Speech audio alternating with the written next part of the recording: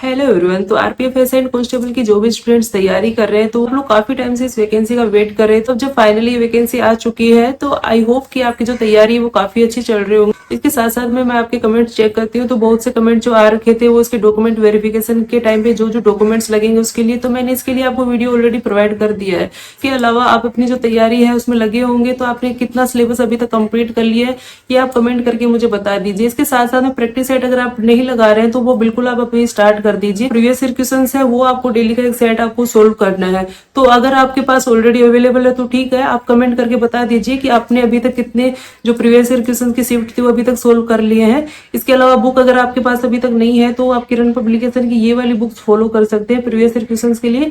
इसमें आपको shift wise solution के साथ में एक जगह आपको सारे सेट अवेलेबल हो जाएंगे। अगर प्रैक्टिस सेट के लिए तो प्रैक्टिस सेट आप ऑफलाइन में लगा सकते हैं, तो उसके लिए आप ये वाली बुक्स फॉलो कर सकते हैं। अगर आप कांस्टेबल की तैयारी करते हैं, कांस्टेबल के लिए किरण पब्लिकेशन का ये वाला बुक है, वो सब इंस्पेक्टर की तैयारी कर रहे हैं तो सब इंस्पेक्टर के लिए ये वाला आपको प्रैक्टिस सेट का बुक आपको अवेलेबल हो जाएगा। इसकी हेल्प से आप अपनी तैयारी कीजिए, टाइम सेट करके आप क्वेश्चन सोल्व कीजिए और आपको जो स्कोर आ रहा है वो कमेंट सेक्शन में कमेंट करके मुझे बताइए, जिसकी एक आइडिया लग जाए कि आपका जो लास्ट ईयर कट ऑफ निकला था उसके कंपैरिजन में आपका कितना अभी तक स्टडी का जो लेवल है वो कंप्लीट हो चुका है। तो जैसा कि हम बात करें, लास्ट टाइम जो वैकेंसी आई थी वो वैकेंसी काफी अब के कंपैरिजन में काफी ज्यादा थी और कट ऑफ थी उस टाइम जब इतना हाई कट ऑफ था, तो इस टाइम जो कंपटीशन वो बहुत ज्यादा है। तो आपको अपनी जो स्टडी है उसमें मैक्सिमम आपको एफर्ट्स करना है। आप लोग जो बार बार कमेंट कर रहे हैं कि मैम एग्जाम कब होगा, जब वैकेंसी नहीं आई थी तो आप लोग पूछते थे वैकेंसी कब आएगी, अब जो वैकेंसी आ गई है तो आप लोग पूछते एग्जाम कब होगा। तो इसमें आपको टाइम वेस्ट नहीं करना है। अब डिपार्टमेंट जो है अपनी प्रोसेस में लगा हुआ है, उसका फाइनल जो क्लोजिंग डेट रहेगा उसके बाद में वो कभी भी एग्जाम है वो कंडक्ट करवा सकते हैं। तो आपको ज्यादा से ज्यादा आपके पास जो टाइम है उसको अच्छा यूज करना है और उसमें अपना मैक्सिमम जो स्कोर है वो आपको तैयारी करनी है। इसके लिए अप्लाई कैसे करना है, इसके लिए काफी स्टूडेंट्स में जो डाउट रहेगा तो वो आपको क्लियर कर देती हूँ। जो लास्ट टाइम वैकेंसी निकली थी उसके बिहाफ पे आपको मैं एक्सप्लेन कर देती हूँ कि आपको फॉर्म जो है किस टाइप से अप्लाई करना है, किसी टाइप की आपको इसमें मिस्टेक नहीं करनी है। तो हम इसमें स्टेप टू स्टेप बात करेंगे। जैसे कि जो इसमें एप्लीकेशन की डेट दी हुई है तो उससे ये ऑफिशियल साइट पे आप जाके चेक करोगे तो वहां पे आपको ये विजिबल हो जाएगा। तो इस साइट में जब आप चेक करते हैं तो वैकेंसी करके इसमें दिया होगा, तो आपको इस टाइप से ग्रुप दिए होंगे, इस ग्रुप में आपको सिलेक्ट करना है। तो आप कौन से ग्रुप में पढ़ रहे हैं, तो आपका जो स्टेट है वो कौन से ग्रुप में पढ़ रहा है वो एक बार आपको इसमें चेक कर लेना है। अगर आपको होम पोस्टिंग चाहिए, आपको घर के आसपास ही ड्यूटी करना है तो आप अपने ही ग्रुप से अप्लाई कीजिए। अगर आपको जॉब चाहिए कि हमें जो कम कट ऑफ जाता है वहां से हम लोग अप्लाई करेंगे, हमें खाली जॉब से मतलब है, तो आप किसी भी ग्रुप से अप्लाई कर सकते हैं। जिसका कम कट ऑफ रहता है वहां से भी आप अप्लाई कर सकते हैं जहाँ पे सीट ज्यादा अवेलेबल रहेंगी।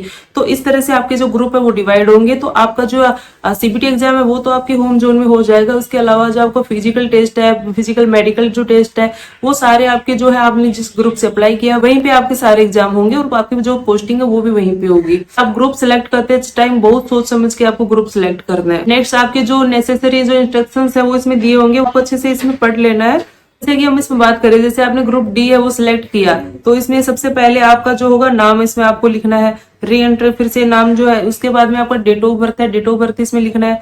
जो आपकी 10th की मार्कशीट में रहेगी वही डेट ऑफ बर्थ इसमें आपको देना है। आधार कार्ड हो गया, फादर्स नेम हो गया, ये सब आप लिख दोगे। नेक्स्ट आधार कार्ड है उसका फोटो आपका लगेगा, उसके साथ साथ में फादर्स नेम, मदर्स नेम, ये सब आपका इसमें इजीली आप फिलअप कर सकते हैं। आपका जो 10th के जो रोल नंबर है, 10th के रोल नंबर इसमें आपके लगेंगे।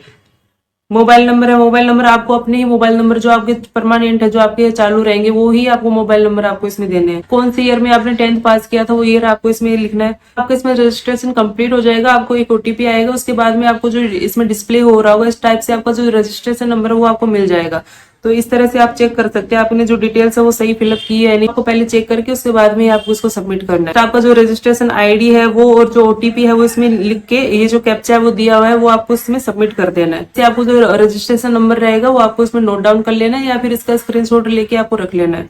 इसके बाद में जब आप रजिस्ट्रेशन नंबर से लॉगिन करोगे तो आपके पास इस टाइप से आपको जो फॉर्मेट है वो देखने को मिलेगा। सबसे पहले नेशनलिटी है, रिलीजन है, पहले से जॉब में है, सर्विस मैन है तो आपको इसमें टिक कर देना है। ये सब आपकी जो डिटेल्स दी हुई है वो आप पहले अच्छे से चेक करके उसके बाद में आपको फिलअप करनी है।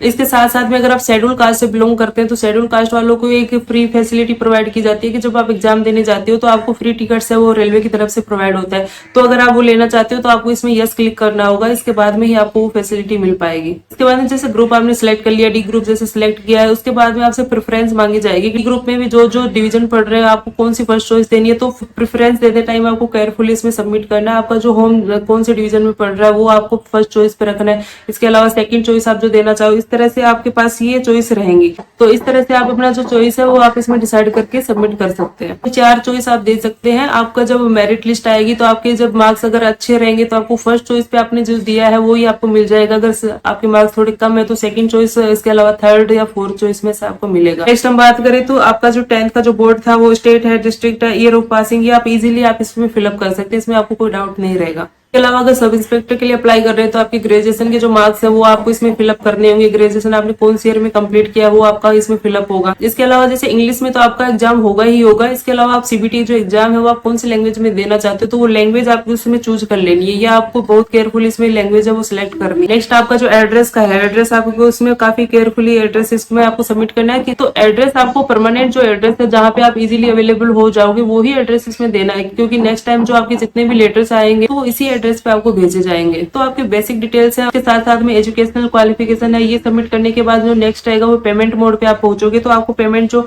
अकाउंट होल्डर का नेम, आप अपना जो भी डिटेल्स है बैंक की वो उसमें सबमिट कर सकते हैं, क्योंकि आपको इसमें अपनी ही डिटेल सबमिट करनी है। क्योंकि अप्लाई के टाइम पे आप जो फीस सबमिट करते हैं तो वो आपको रिफंड आ जाती है, तो आप अपनी ही डिटेल्स इसमें सबमिट कीजिए। नेक्स्ट जो पेमेंट के मेथड है वो आपको इस तरह से डिस्प्ले होंगे। आप किसी भी मेथड से है वो फीस अपनी सबमिट कर सकते हैं। इसमें आपको जो आपकी कैटेगरी वाइज जो फीस है वो आपको इसमें शो हो जाएंगी। आपको अगर इसमें सबमिट करना है तो आप इसमें सबमिट पे क्लिक कर सकते हैं। इसका जो रिसिप्ट है वो आपको इसमें डिस्प्ले हो जाएगा, इसका स्क्रीनशॉट लेके आप रख सकते हैं। तो इसमें किस तरह से अप्लाई करना है वो आपका पूरा क्लियर हो गया होगा। स्टेप टू स्टेप मैंने आपको एक्सप्लेन किया है। जो हमारे टाइम में जो वैकेंसी निकली थी उसका किस तरह से हमने अप्लाई किया था वो सब मैंने आपको डिटेल्स में बता दिया है, तो इसके रिगार्डिंग आपको कोई डाउट नहीं होगा। इसके साथ साथ में जो भी डॉक्यूमेंट्स जो आपके 10th की मार्कशीट, आप 12th की मार्कशीट, आपके आधार कार्ड है, या आपके जो डोमिसाइल सर्टिफिकेट मैंने बोला, कास्ट सर्टिफिकेट मैंने बोला, जितने भी डॉक्यूमेंट्स की जो मैंने बात की है वो आपको ओरिजिनल भी रखने हैं। इसके साथ साथ में कॉपीज आपके लगेंगे। आपके जो पासपोर्ट साइज फोटोग्राफ्स है वो आपकी बिल्कुल इसमें लगेंगे।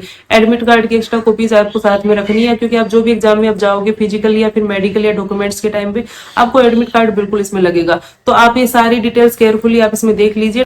जैसे इसके एप्लीकेशन फॉर्म स्टार्ट होंगे तो आप इसमें तुरंत अप्लाई कर सकते हैं। आप पहले से अगर अपने डॉक्यूमेंट्स रेडी रखेंगे तो आपको किसी तरह की कोई दिक्कत नहीं आएगी।